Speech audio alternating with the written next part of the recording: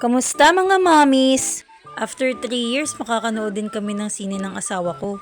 Kaya minessage ko yung mama ko nung gabi na yon kung pwede ko sa kanya iwan yung mga bata. Kaya bago kami umalis, pinatulog ko muna sila para mapadali yung pag-aalaga ng mama ko. Syempre marami din siyang ginagawa.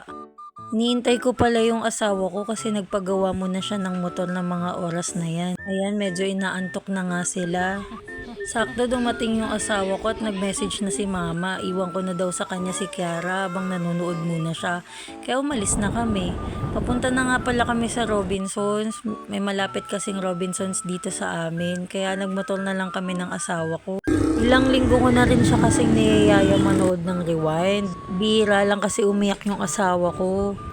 Kaya sabi ko, sige na manood tayo ng Rewind. Tsaka nakikita ko kasi maganda yung mga reviews. Sinasabi ko nga sa kanya, bilisan niya kasi 4:20 yung sine, 4:15 na, ang tagal pa rin niya maglakad. Nagmamadali na nga kami niyan kasi nga gusto namin mahabol. So pag akyat nga namin ng sinehan, ay day, ang haba ng pila. Inisip ko agad yung dalawang bata, gigising na yun sigurado ako. Iiyak ka ba? Hindi.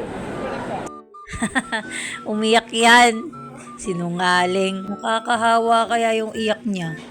Ayan, bumili na kami ng ticket ng mga oras na yan. Nagyaya na nga siya kumain kasi nga 1 oras pa iintayin namin. Nagyaya siya magpapais pero ayaw namin kumain ng kanin.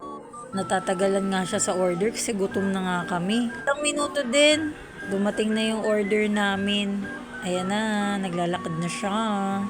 5:25 na yan nung dumating yung pagkain namin, kaya mabilisan na yung kain. After namin, dumiretso na kami sa sinihan. Tapos na kami manood. Ayan, nakikita nyo, ang matang namamaga.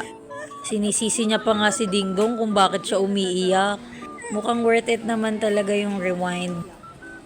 Sino sinisisi mo? Sino sinisisi mo? Ding dong.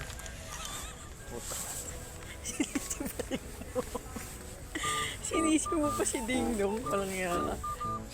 Umuwi na kami agad kasi nag-message siya si mamang iyak ng iyak na yung dalawa.